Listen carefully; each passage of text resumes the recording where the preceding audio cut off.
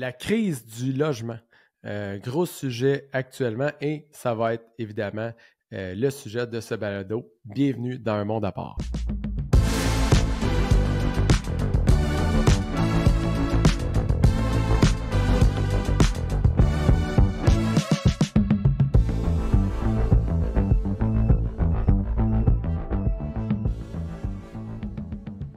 Crise du logement, on est là au Québec, on est en plein dedans. Cette année, je n'ai pas hâte au 1er juillet. Ça va être un autre date, une autre année triste qui va donner le lieu à des pièces de théâtre du drame humain à son plus haut niveau, c'est-à-dire d'être mis à la rue ou sans logement. Au Québec, on est responsable, comme partout ailleurs au Canada, de la situation présente. C'est-à-dire qu'on n'a pas fait attention, on n'a pas pris de front la situation qui était prévisible. Surtout qu'il y avait des indicateurs qu'on pouvait, on pouvait réagir avant. Ça s'est concrétisé dans la pandémie où je pense qu'on était évidemment plus occupé à gérer une pandémie que de voir aller une crise potentielle économique. Mais quand on a vu la flambée des prix des immeubles avec la bassesse des taux, on aurait pu imaginer certainement une problématique à venir de ce qui allait arriver officiellement, c'est-à-dire une flambée des loyers. Aussitôt que le taux allait remonter, on allait être pris avec une flambée de loyer, une pénurie de logements à cause de l'immigration, et j'en passe. Mais à quoi qu'on doit repenser dans cette crise? On a 10 petites idées de quoi repenser pour repositionner le Québec dans une situation peut-être plus avantageuse dans les 10 prochaines années. Mais tout d'abord, il faut juste se remettre en place qu'est-ce que la crise du logement actuellement. C'est à plusieurs niveaux. Un des niveaux, premièrement, c'est toute la notion de la pénurie de logement. Il manque de logement. Il y a plus de monde qui arrive, qui sort. La raison, c'est l'immigration. On est une terre d'accueil, le Canada. Le Québec est un bastion aussi pour les Français, pour beaucoup d'autres cultures aussi qui viennent ici parce que leurs valeurs correspondent à ce que nous, on a. Donc, on reçoit beaucoup d'immigrants ici. On reçoit des gens qui viennent peupler le Québec, qui viennent travailler, qui viennent nous aider à faire notre part sociale, leur part sociale à travers notre communauté. Fait que donc, ça, d'une part, il y a plus de monde qui arrive que qu'est-ce qu'on a de logements disponibles. C'est une problématique. Deuxième problématique aussi, c'est que le type de logement au prix que le Québécois moyen est capable de se le payer. Ça, c'est quand même assez précis comme données parce que il ne faut pas extrapoler bien plus loin.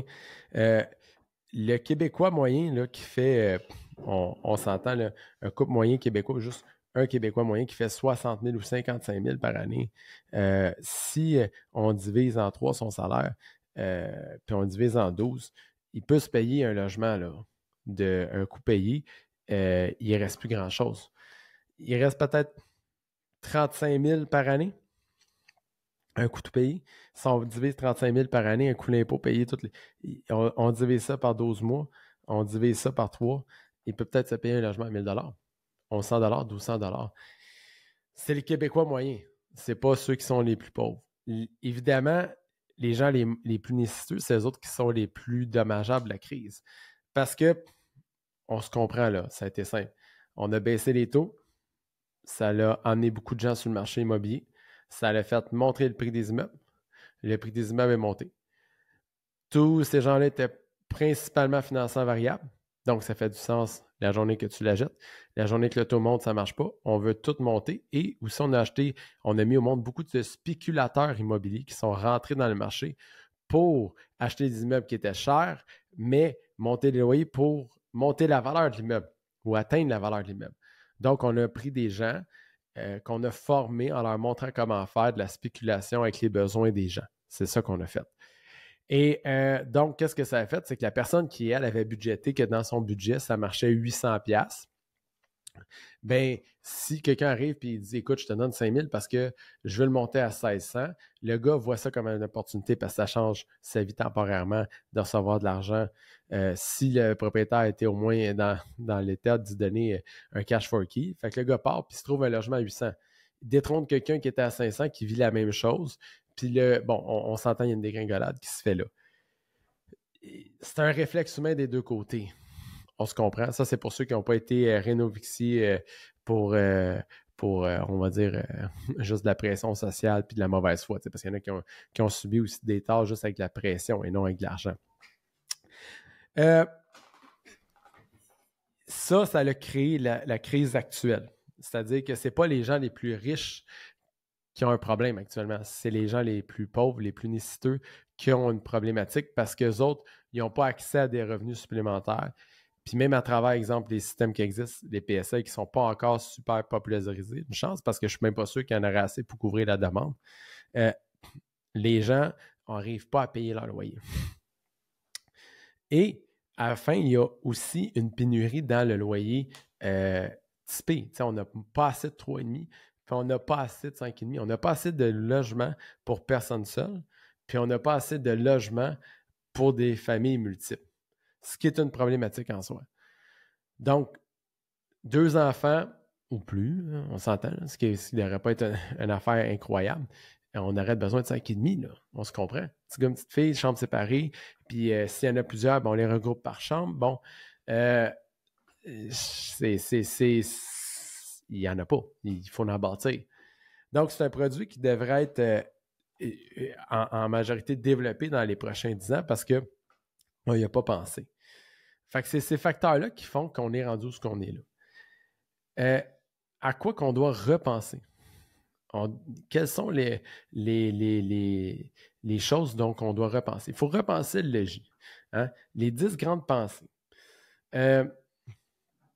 Premièrement, on doit, je crois, penser aux besoins de l'individu. C'est quoi ça, les besoins de l'individu? Je pense que là, on est rendu à l'étape qu'on doit repenser à dire, c'est quoi un logement plus adapté? Est-ce que la personne est handicapée? Est-ce que la personne est vieillissante? Est-ce que c'est un logement qui doit être accessible? Est-ce que la personne a des enfants? Est-ce que la personne travaille de la maison? Un logement plus adapté et plus adaptable aussi. On doit créer des logements polyvalents. On doit être capable de construire en se disant on va pouvoir desservir avec un type de logement bien précis le plus grand nombre de personnes possible. On va prendre ces logements-là qu'on va construire, puis on va les adapter à la plus grande masse. Ils devraient tous avoir du braille sur le bord de la porte, être capable d'être mobilité réduite au minimum dans les immeubles. Peut-être qu'au moins les premiers planchers, là, question que ça soit logique, que ça soit assujetti aux personnes qui ont des besoins. Pourquoi qu'on ne mettrait pas les familles au rez-de-chaussée avec les personnes handicapées? Ce serait déjà une première, ça, là, que ça soit dit, ça soit. Puis sur les étages, bien, les personnes qui ont le plus de besoins, de moins de besoins, en fait, seraient sur les étages, qui sont en meilleure forme physique. Ça soit déjà un réflexe social parce qu'on ne peut pas mettre des ascenseurs dans tous les immeubles. Mais on peut rendre tous les rez-de-chaussée accessibles, par contre. Ça doit être assez simple à faire. Donc, ça sera une réflexion à faire. Puis dire, bon, ben les personnes seules devraient vivre en hauteur parce qu'ils ne bûcheront pas sur la tête des autres, puis ils ont la capacité de monter des marches. On va y aller avec le besoin humain. Puis les enfants vont être au premier plancher, plus facile de gérer avec la famille, les personnes handicapées au premier plancher, les personnes âgées au premier plancher. Parce que d'ailleurs, ils ne vont pas se faire bûcher sa porte, puis sa tête, puis c'est plus facile d'isoler un mur que d'isoler un plafond. Donc, ça coûterait moins cher. Après ça, les dimensions. On doit revoir les dimensions. Les logements sont affreusement trop grands. On bâtit au Québec comme on mange. On est comme des bûcherons. On ne sait pas pourquoi on le fait. La fenêtre a sa bonne grandeur, on ne sait pas. La chambre, c'est à 140. C'est 12 par 12 la chambre des maîtres. C'est ça la chambre des maîtres au Québec. La chambre d'enfant, c'est 10 par 12. C'est une chambre d'enfant au Québec. Il y a des normes culturelles établies, un peu nébuleuses, qui n'ont jamais été remises et repensées et retravaillées, qui doivent être refaites pour retravailler des logements peut-être pas moins grand, mais plus optimisé. Est-ce qu'on est capable, avec la grandeur d'un 4,5 actuel de 1100 pieds carrés, 1150 pieds carrés d'un 4,5, de faire 3 chambres à coucher? Peut-être qu'on pourrait desservir plus de monde sans prendre plus d'espace. C'est de ça que je parle par optimisation. Quand on parle d'optimisation, on parle aussi de design, de rester dans des designs qui sont fluides, qui sont actuels, qu'on aime vivre dans ces endroits-là, que c'est pensé, réfléchi, ergonomique, optimisé. Il y aurait des meubles intégrés. On pourrait vivre de même. On pourrait vivre sur les meubles, sur les normes WELL. On devrait être là-dedans. On devrait être dans des normes internationales où le bien-être de l'individu devrait faire partie de notre réflexion quand on bâtit. Donc, les besoins de l'individu doivent être pensés maintenant dans le futur quand on rénove, on optimise, créer du logement, c'est ça qui devrait être pensé. Après ça, on devrait repenser à l'extérieur. On veut avoir des matériaux qui soient plus performants, qui passent le temps, qui sont intemporels. Il faut qu'on arrête de bâtir, puis qu'il faut aussi qu'on amène la population à influencer les villes qui sont les décideurs au final à dire on veut quelque chose qui est plus intemporel, on veut quelque chose qui est durable. On doit construire de façon durable. Quand on parle d'individu, on parle socialement. Mais quand on parle durable, on parle pour la pérennité du bâtiment. On veut que ça dure. Puis on veut que ça soit écologiquement intelligent. C'est pas juste de dire qu'on a pris des matériaux recyclés, okay, mais dire on crée quelque chose qui va pas besoin d'être remplacé dans 5, 10, 15, 20 ans. Parce qu'il y a beaucoup de matériaux sur les immeubles au Québec, c'est des durées de vie de 10 ans, 12 ans, 15 ans. On pense aux toitures, on pense aux fenêtres. Quand tu as fait 15 ans de ta toiture fenêtre, commence à être fatigué. On n'aurait pas à imaginer pire scénario. On devrait justement trouver des façons de pérenniser, peut-être de mettre des toitures qui disent hey, tiens, c'est en métal, coûte plus cher, le gouvernement paye la différence. Boum, on arrive avec une toiture qui va durer 50 ans. C'est 3 cycles de vie parce que la toiture coûtait le double, mais elle nous a duré 4 fois plus long. Donc, on a moins eu de matières premières à utiliser, puis on n'a pas eu de site de rotation à faire. Socialement, on s'est créé un revenu futur ou éviter une dépense future. On devrait avoir des bâtiments plus efficaces, réfléchis avec le positionnement soleil, récupération de chaleur, la géothermie, à bas prix peut-être plus, les systèmes de chauffage, récupération de chaleur. On parlait de 3 fois l'efficacité énergétique maintenant avec les systèmes thermopompes. C'est fou. Il existe ce système-là dans tous les appareils de la maison maintenant qu'on peut récupérer la chaleur, les passer dans le bâtiment. Des bâtiments intelligents, on devrait être capable de les bâtir. Ça devrait être ça à repenser. Être capable d'amener ça. Aujourd'hui, le bien-être des gens passe de toute façon par la climatisation puis le chauffage adéquat.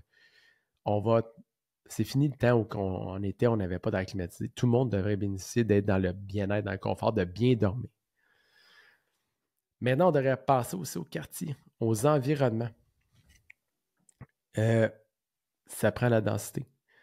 Peu importe s'il y a de l'espace pour le développer, ça prend une densification. Il faut qu'on fasse du 3,5, des 3 étages et demi au minimum. Il faut qu'on monte en hauteur. Il faut qu'on soit capable de réduire notre empreinte au sol puis monter dans les airs. Il faut qu'on soit capable aussi de réintégrer redévelopper des sites pour avoir une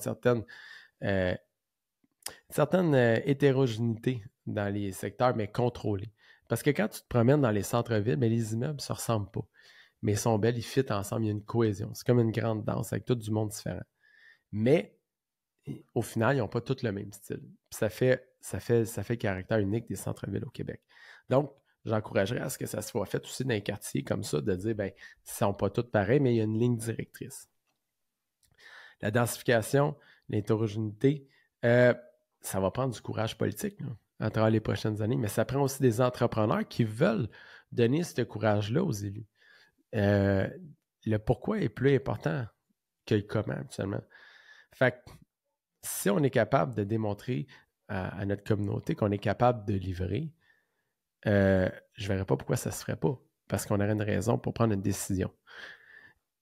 L'idée, c'est que les quartiers doivent être repensés en fonction de l'humain en premier, à travers son milieu de vie, à travers de où il habite, à travers de où il vit. Donc, l'environnement du quartier fait partie de ça quand on les repense. la façon qu'on replante les arbres, qu'on crée des microclimats, des zones de détente, comment que les gens circulent, comment que les gens sont mobiles à l'intérieur. Repensez à ça. Parce qu'il y a des villes au Québec qu'on regarde, on fait « Christ, c'est beau, regarde Saint-Lambert, Sutton, des endroits bucoliques, c'est bien fait. » On a repensé à ça, puis on a préservé ça. C'est souvent des villes, si je pense à Saint-Barth, qui ont été faites mid-century, il y a une réflexion en arrière de ça. Puis, il fait bon vivre là-bas. Je ne dis pas qu'il n'y a pas de bonne cote de bonheur ailleurs.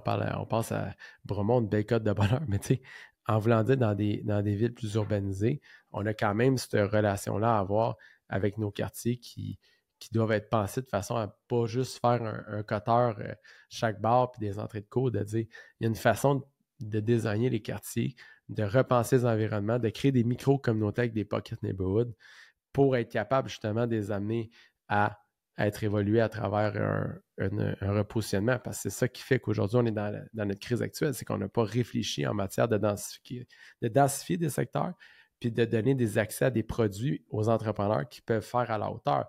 Moi, j'aimerais ça avoir 10 entrepreneurs qui font des triplex pour arriver à un 30 logements, arriver dans ce secteur-là à la fin de l'année avec 30 logements de plus, versus que j'attends un entrepreneur qui est capable d'en faire dans 2 quartiers 30 une fois de temps en temps.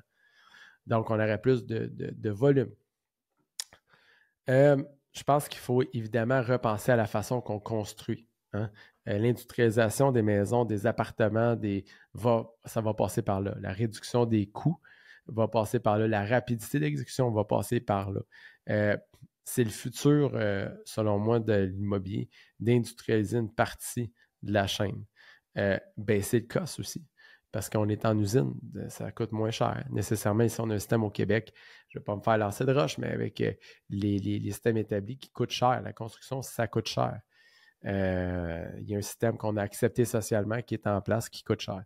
Alors que dans les usines, les employés peuvent être très bien payés aussi, mais ça coûte probablement la moitié du prix. Au niveau de la main-d'œuvre. Et c'est aussi la façon que ça pourrait être la plus rapide parce qu'on systématise les étapes. On standardise les produits. Moi, j'ai travaillé sur un produit personnellement avec une équipe de Saint-Jean puis un collègue qu'on a bâti une équipe pour Impact Canada pour soumettre un projet d'industrialisation de l'habitation parce qu'on pense que c'est l'avenir. Évidemment, la systématisation puis créer un produit, c'est notre ambition parce que si on crée un produit qu'on achète dans l'habitation, qu'on est capable de venir soulager puis de le faire en série, bien, on va être capable, en modulant un peu, l'architecture pourrait se moduler, mais que le concept, le squelette en arrière serait souvent le même, bien, on serait capable de soulager rapidement la crise du logement parce qu'on pourrait aller plus vite. L'usine pourrait travailler 24 heures sur 24. Fait que juste de cet emblée-là, si un travailleur fait 8 heures par jour, mais qu'une usine est capable de rouler 24 heures sur 24, nécessairement, on est capable de rouler 3 fois plus vite. Donc, on serait capable de bâtir 3 fois plus vite. Dans une année, on serait capable de faire 3 fois le volume que la construction standard peut faire probablement dans le résidentiel actuellement. Maintenant, repenser aux intervenants. Au Québec, on a des intervenants qui ont des fois pas assez de force de part et d'autre. Je pense au TAL où que cette crise-là est basée aussi sur le fait que c'est mal encadré. La pratique, elle est mal encadrée. On tente par des actions polémistes, des actions très, très polarisées d'un bord aussi puis de l'autre. Mettons, exemple, le registre des loyers. L'autre bord, on coupe la loi, on applique la loi 31. Là, on change, on se braque de part et d'autre, mais les intervenants de premier niveau, le TAL, n'ont pas assez de force, selon moi, et pas assez balancé non plus. Ça devrait être une représentation équitable et égale des deux bords pour les propriétaires, puis que les locataires aient aussi des outils plus forts. Par exemple, pour ne pas se faire rénover, ou s'il y a une consolidation, s'il y a une expropriation de location, bien, ça devrait se faire d'un encadrement. Il devrait avoir peut-être un registre, une façon de faire. Comme quelqu'un qui se fait exproprier pour une ville, bien, si l'expropriation de logement se fait, ça sera encadré par un processus où que la personne doit soumettre un rapport d'ingénieur, un rapport d'architecte, un rapport de santé, un rapport qui explique la démarche Pourquoi c'est nuisible pour le marché, pour la communauté, puis pour le locataire d'être là? Et puis, là, il pourrait avoir un service de localisation. Mais ces gens-là, aujourd'hui, sont laissés aux autres mains. Fait qu'on, tant qu'à pas légiférer sur ça, puis de ne pas encadrer la pratique, ben on laisse un vide que là, les régisseurs ne savent pas comment agir avec ça. Le journal s'en mêle. C'est les médias qui sont le vrai juge puis le vrai tribunal décroté dans le milieu. Donc, ça serait de peut-être mettre une structure plus grosse en place pour encadrer la pratique de la location, de la détention d'immeubles. Maintenant, repasser aux normes pour notre legs. Qu'est-ce qu'on fait aujourd'hui devrait être pensé avec une réflexion de pérennité. Donc, c'est aujourd'hui d'amorcer le virage des normes ESG, de la récupération des eaux, la minéralité, les natures intégrées, les toits végétales, les sols perméables, les toitures maraîchères. Hein, c'est aujourd'hui de mettre en place peut-être ça, ces structures-là, pour être capable que dans 15 ans, 20 ans, on soit fier des bâtiments qu'on a bâtis. Qu'on soit fier d'avoir des immeubles de qualité conservés, adéquats. Le paysage, on a dit, hey, wow, on a réussi. Comme des années 60 où on bâtissait des quartiers, là, situation d'après-guerre qu'on a vu dans le mid-century, sous l'influence de Frank Lloyds, Roger Destou ici au Québec. Il y a des beaux quartiers qui se sont bâtis, des belles bâtisses qui sont bâties dans cette révolution-là en 50, 60, 70. Aujourd'hui, on devrait se remettre dans cet état-là, un état, pas d'euphorie, mais de disponibilité sociale pour ça. Ce m'amène à mon prochain point, le cinquième en fait, qui est c'est la barrière à l'entrée est grande pour tout le monde à cause qu'il y a une bureaucratie qui est soit lente ou déficiente. Dans les deux cas, c'est un problème. Fait que si elle est lente, ça veut dire que le marché, il y a beaucoup, ils n'ont pas assez de main-d'œuvre pour répondre à ça.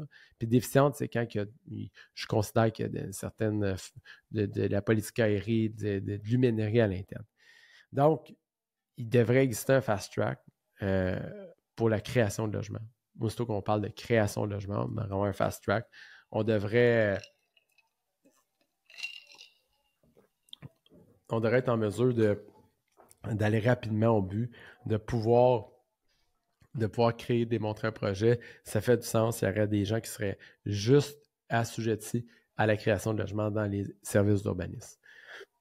Ils attendent juste ça. Ils travaillent juste ces dossiers-là. C'est ça l'urbanisme. Les autres font les piscines, les demandes de ci, les demandes de ça, les clôtures, les chicanes de voisins, la voirie. Mais un élément qui pourrait être juste là pour les permis, création de logements dans chaque ville, même chaque quartier, dépendant de la grosseur des emplacements. C'est important parce qu'actuellement, les villes perdent des joueurs à cause de la lenteur du système, des fois à cause de l'incompétence du système. C'est pas toutes les villes, c'est pas partout et pareil, c'est pas tout le monde est poche, des fois ils sont bons, des fois ils sont moins bons dans un, plus bons dans l'autre, des fois c'est l'inverse, mais tout compte fait, c'est un problème que la bureaucratie devrait aller plus vite. Puis j'ai inclus là-dedans aussi le ministère de l'Environnement qui des fois ralentit par ses demandes, par sa lourdeur, par son système pour avoir des certificats d'autorisation, par exemple. Donc ça, ça va être à repenser et à revalider dans le futur. Évidemment, les gouvernements devraient s'asseoir pour réimaginer la façon qu'ils peuvent aider. Eux autres aussi ont des devoirs à faire, à dire comment que les villes pourraient être c'est l'entrée de jeu. Qu'est-ce que les villes pourraient faire? Bon, j'ai nommé des initiatives, tantôt avoir des acteurs disponibles, prêts, de première ligne. Au provincial, on devrait être capable d'avoir des stations qu'on va pour le ministère de l'Environnement pour aider. Fédéral, on devrait avoir des subventions qui découlent en partie qui passeraient nécessairement peut-être plus par le provincial. Je pense que les gouvernements peuvent aider avec en faisant aussi la promotion de leurs subventions, puis donner un accès plus large, puis penser à comment faire pour aider plus rapidement. Aussi, ils devraient donner des subventions pour la rénovation. Et puis ça stopperait la rénoviction sans toutefois augmenter le prix. Puis le prix social à travers ça, c'est d'éviter des immeubles qui seraient à créer des problèmes. Je m'explique. On trouve des immeubles où que les gens payent 400-500 $ qui sont vulnérables. On voudrait les rénover, mais si on donne l'équivalent des rénovations au propriétaire, il gagne des deux bords. Il gagne sa valeur, puis il peut maintenir ses loyers de son bord. Alors, on éviterait les rénovictions en échange que économiquement l'immeuble fasse du sens et qu'on soit capable de la maintenir là. Donc, ça serait plutôt des OBNL qui devraient aller là-dedans, mais on les aiderait, ces OBNL-là, à maintenir leurs immeubles là-dedans, à détenir des immeubles qui seraient adéquats, mais à du prix abordable. C'est là-dedans qu'on devrait y aller. Je passe maintenant à la façon de détenir. Hein. On a déjà abordé le sujet. La détention versus la possession. Hein. Détenir, on pense à quelqu'un qui est en détention, en prison. C'est le premier terme qui me venait. Pour moi, détenir un immeuble, ce n'est pas le posséder. Ce n'est pas la même chose. Ou qu'on essaie de tirer chacun des dollars. Ce n'est pas une possession. On le détient. Puis pour moi, une détention, c'est quelque chose de temporaire. Il y a un début puis une fin. Je me vois dans la détention à venir réimaginer le modèle où que justement les gens ils sont dans un concept d'immobilier circulaire. C'est l'argent roule à l'interne. Tu es gestionnaire de 100 logements, tu peux t'attendre à faire 75 000 par année. Tu en as la moitié de ça, tu fais 35 000 par année. C'est ça que ça rapporte, c'est ça que le marché donne. Mais les autres postes, le cash flow qui rentre, si cash flow il y a parce qu'il y a une plus-value habitée là, reste dans le compte pour réinjecter puis des plans justement de réintégration pour que à chaque 10 ans, exemple, qui est la vraie vie utile, qui a un vrai check spot de fait de dire wow, attends, là on a les fenêtres, on a les toilettes, on a peut-être les cuisines, qu'est-ce qu'on fait cette année? Pour réactualiser les logements, pour maintenir notre valeur, puis que l'actif ne se dégrade pas finalement, puis que l'on ne soit pas dans un débalancement. Donc, on est capable de maintenir notre niveau de loyer puis de le laisser évoluer, comme on a été capable de maintenir du cash flow qui a servi avec le temps à maintenir la qualité de vie des gens et en même temps la valeur de l'immeuble. Et non de siphonner chaque dollar de l'immeuble puis de le calculer dans le cash flow parce qu'on fait souvent ça en titre d'investisseur et on le voit que le cash flow fait partie intégrante des TRI, dans les proformas des investisseurs. Alors que on ne parle jamais de fonds de prévoyance. Moi, je n'ai jamais vu un investisseur ou une école de formation parler de dire « Hey, by the way, il faudrait peut-être que tu mettes tu as un 12 logements, c'est dans 10 ans, tes fenêtres sont à refaire. » Fait que tu peux hypothéquer, oui, mais ça fait partie aussi de la possession de l'immeuble de dire peut-être qu'il pourrait servir à développer cette possession-là au lieu de servir du cash flow pour se tirer une paye, de dire dans 10 ans, quand je vais réhypothéquer l'immeuble, ce que je ferai, c'est que je prendrai l'argent et je développerai. Ou dans 5 ans, je vais développer. Bon, moi, je vais avoir l'argent pour entretenir. Il va être dans le fond de l'immeuble. Le capital payé servira à créer d'autres logements, d'autres garanties. Fait que l'immobilier circulaire encourage ce système-là où que le capital sert au développement et non à se mettre continuellement de l'argent dans les poches au niveau de ça. Et les postes de revenus sont comme une entreprise, finalement. Sont à quel niveau? Sont au niveau de la gestion de l'opération. Puis éventuellement, de la gouvernance, quand le parc devient gros, ben là, on doit engager des plus petits gestionnaires ou des gestionnaires juniors pour nous seconder, pour que nous, on prenne une direction plus en développement et en gouvernance plus macro. Donc, changer cette idée-là. Et repenser à la façon de créer le logement. 8e point, repenser le logement, c'est quoi? C'est de venir dire qu'on doit créer, on doit une valeur à travers une action. Donc, créer du logement, c'est une valeur. Acheter du terrain, le préparer le zonage, ça a une valeur. Il devrait être énuméré. Ça devrait être défini. Ça devrait être calculé. Bâtir une valeur. Le master dans tout ça, le coordonnateur, ça a une valeur. Le développeur a une valeur. Mais que les attentes soient claires. Parce que dans le marché, on a entendu plein de choses qui ne fonctionnent plus.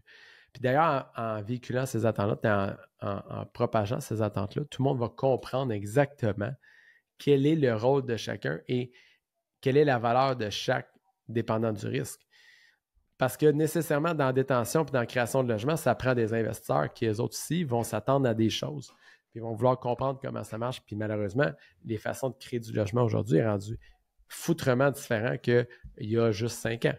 Parce qu'on doit être plus professionnel. On doit avoir alentour de nous des licences RBQ, nous-mêmes des licences RBQ.